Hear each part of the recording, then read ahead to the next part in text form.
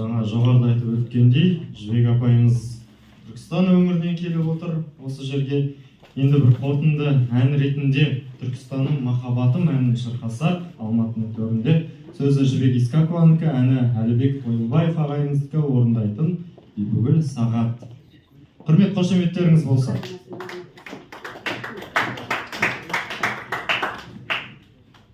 Рахмет. Қанеки? Бастайық енді.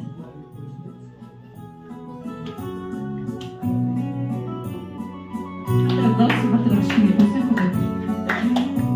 Қанеки ортаға шығып билеп, бүгін кешті аяқтасақ.